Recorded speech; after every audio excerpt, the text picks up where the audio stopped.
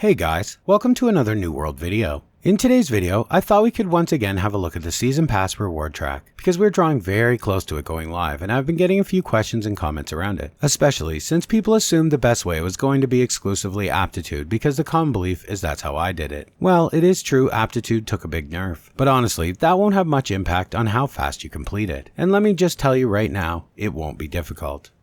This will be more than doable by any casual, and a breeze for someone who spams M10s. So what I want to do here is break down the way I've found to be the best, fastest, and most time efficient way to finish this. But before I do that, I want to say first, often in New World, and many games for that matter, we look for the fastest way to do things, and often this leads to getting bored very early and very quickly. Now I know I'm making this video and that makes me part of the problem, but what I want to say is simple. If you're the type to get bored easily, don't do this all at once. Well, basically just don't rush this. Doing it this way will still be best and most efficient, but you can just as easily do a couple each day. Take it easy and do other stuff. There's no need to rush it. You will have 3 months at least, and once I break this down, you will see 3 months is more than enough time. So with that said, let's just get into it. To begin, it's important to understand what exactly we are looking at here in terms of the Season Pass. If you are unfamiliar, the Season Pass requires 275,000 seasonal experience to complete, and it is broken up into an easy to understand 100 evenly spaced levels, so 2,750 seasonal experience per level. Got it? Yeah, it's pretty simple. And there are basically 4 categories from which you can earn seasonal experience: your journey, your activity card, your seasonal challenges, and passively through the gameplay. And although they are very different, they do overlap in many ways. So you will be in most cases earning seasonal experience from one activity multiple times in multiple places. Now, where people seem to be confused or getting stuck is how they seem to think this would be best approached. Should you focus on the journey or the activity cards or grind one activity? What would be most efficient is what people keep asking. Well, the answer is simply all of them.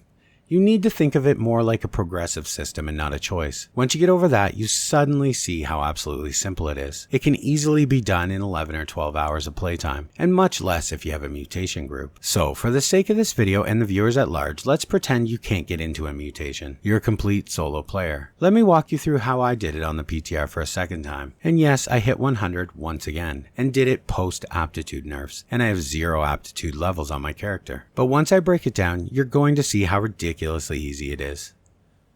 So to begin, the first thing you want to do is complete the quest chain. This is very easy and only takes a few hours, but it applies to the journey in so many ways it's just crazy. So just do it before you even consider the whole season stuff, and even do the Empyrean Forge run at the end. Not mutated, just a simple run on normal. Be sure to grab the Empyrean Forge quest just outside the expedition, then get to it. This will be an absolutely easy and fast thing to accomplish on live. This is a new expedition. Everyone needs the codex and the quest, so getting in a regular run will be a cakewalk. Then, once you have done that, you're ready to go and get started on your journey. Now, let me go over the journey, break it down, and explain why this is all so easy. So first, you receive 850 seasonal experience just for being 60, so most of you will already have that done. Then you will receive 1,750 for clearing the Empyrean Forge once, as I told you should do. Then 1,750 for completing the Sky the Spear quest in your story, which you should already have done as well. 1,750 for killing 10 Vengarian Knights, which you would have completed by doing the Forge or the quest, either one. 850 experience for playing 5 songs. This is absolutely easy. The quality of the song and how well you play it doesn't even matter. You can just click to play 5 songs and let it fail. It doesn't matter, just play 5 songs. Then 3,000 experience for completing 1 activity card completion, and this is just to turn in the activity cards. You only need to punch 3 slots, which you would have done by doing the quest. 850 seasonal experience for winning 1 duel. Now, this one people will start to say will be hard, but it isn't. Everyone is going to be needing to be working on these cards on the first day, so find someone looking for a buddy and trade wins. Or you can complete it legit, it's completely up to you. For speed, I would just trade a win. Then you need to find 1 easel, which are scattered all over the place and they're simple to find, and that gives you another 850 seasonal experience.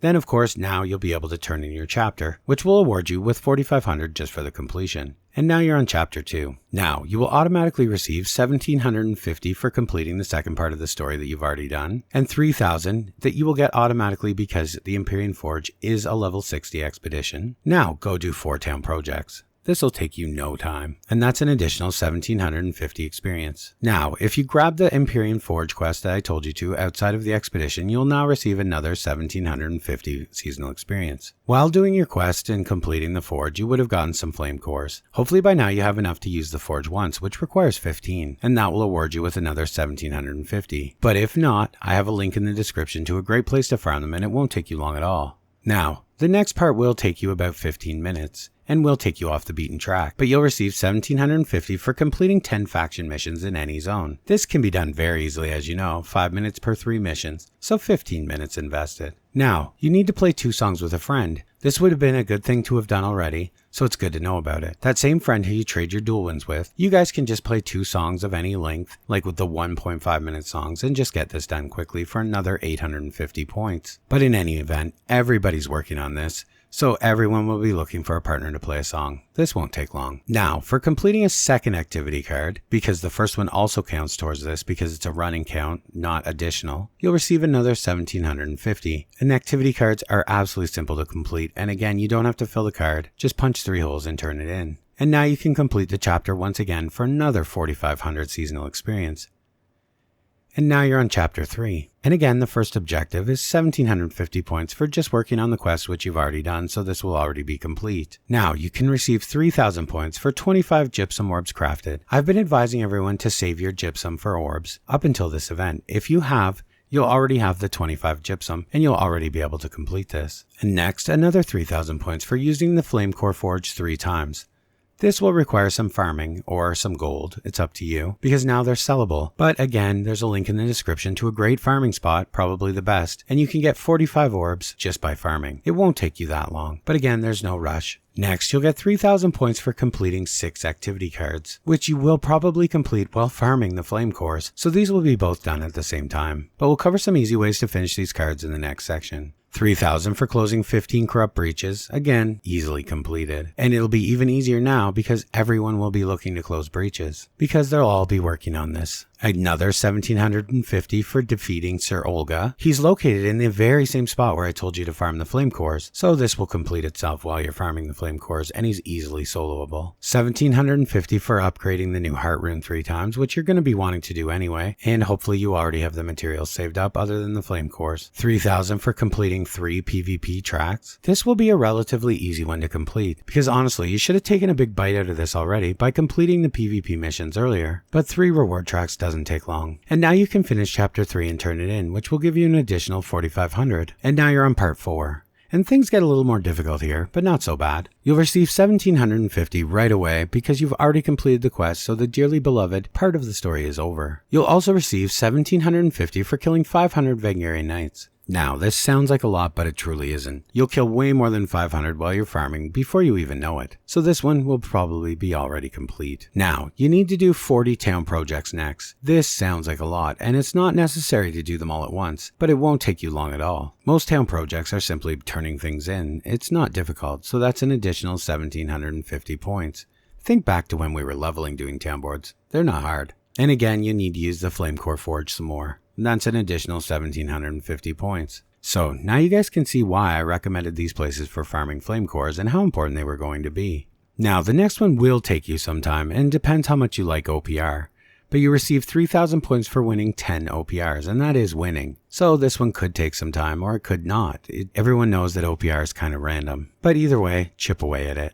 Now you'll receive 850 more points for playing 10 songs on Expert and receiving 3 stars. This one, not difficult at all. If you play 1.5-minute songs, it only takes you like 20 minutes. And now you need to complete a few more activity cards because again, this is a running total for an additional 1750 points. Now, all of this sounded like a lot that I just described, but realistically, most of it can be done in under 3 hours, leaving just the big ones like the 40 town projects and the 10 OPRs and stuff like that behind. But all the rest of it, it really doesn't take that long, guys. And it all kind of goes together, like while you're doing the quest, you're killing Vengarian Knights and you're collecting flame cores and you're completing activity cards. It all sort of plays together if you see what I mean. But in any event, once you've done all of those things, you will complete Chapter 4 and receive an additional 4,500 points. But also, you'll now receive the trophy, which grants 5% bonus to all seasonal experience sources. And now you're set. And now we're on Chapter 5. And these are 3,000 for killing 100 Forge Vengarians, which are found all outside of the Forge, and it really doesn't take long. There'll always be groups spamming them. Just look for a group to join, hit X and join and start killing them. 850 for playing 10 songs with a 3-star rating. 3,000 points for doing 25 major breaches. That one you don't have to rush. Chip away at it again. You'll complete more than enough just by running breach runs. 1,750 for doing 3 trials. These are the PvP arenas and stuff like that. And if you guys have done them lately, they're less than 3 minutes long, and doing 3 won't be difficult. 1,750 for using the Forge 10 times. And while you were working on all that stuff, you probably would have completed some of the seasonal challenges.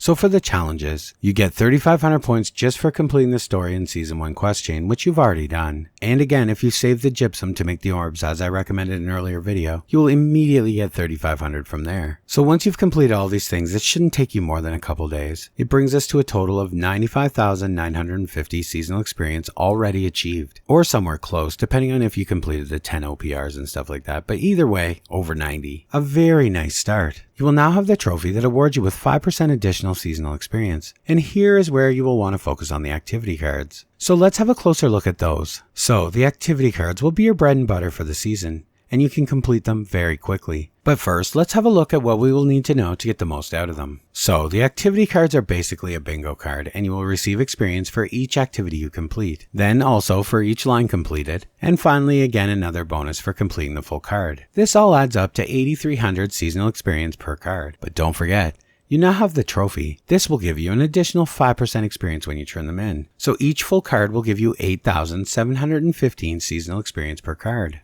So, what are the activities that we will be doing? Well, they are broken down into categories displayed by a symbol on the punch card. First, we have the skull. These are the PvP related activities. They can be anything from outpost rush, faction missions, collecting Azov salt, killing players in the open world, among other things. Basically anything related to player versus player. But don't worry, if you don't like PvP, it's fine, because you can re-roll your card and you can eventually get just complete 2 faction missions, which is perfectly simple, and you will finish while you're doing the journey anyway. And next, the hatchet symbol. This is your gathering activities. These will send you out to gather things. Pretty simple. Next, the leaf symbol. These are activities that are related to the current seasonal event, the seasonal story and stuff like that. Like kill 10 Spriggans or close a Spriggan portal or whatever. And next, the potion. These are life skill activities focused around crafting and refining. They can be anything from refining materials to crafting 10 armors or making 5 foods. Anything related to crafting. Then the cross swords.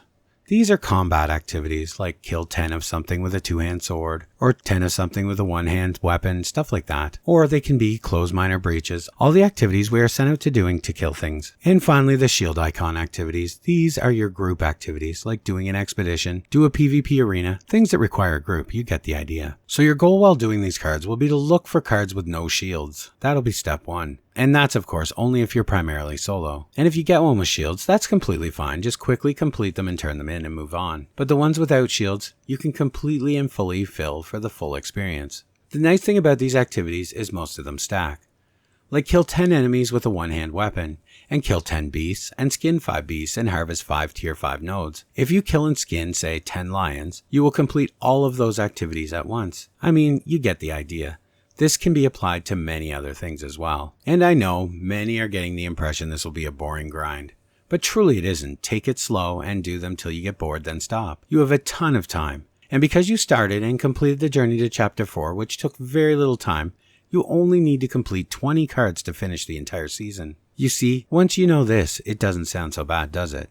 20 cards will take no time, and this number will be far, far less in reality, because they've added all of those new passive ways to gain seasonal experience. Like you receive seasonal experience when you get territory standing, harvesting. Almost any activity you do will award a small hit of seasonal experience, slowly lowering your total needed. Anyway guys, I do hope this gives you an idea of what to expect and how to get the most of your time during the season. And really, don't rush. As you can see, you have a ton of time, and the rewards in terms of seasonal experience are more than generous. And most importantly, try to have fun. Do not push till you stop enjoying it. It's a marathon, not a race. Again, you have 3 months. And I have once again finished the track, and this time, not one aptitude crate crafted. So if you like, I'm going to be opening all the crates at the end of the video. So stick around for that. But if not, I want to say this. Thanks for watching, and as always, I will see you in the next one.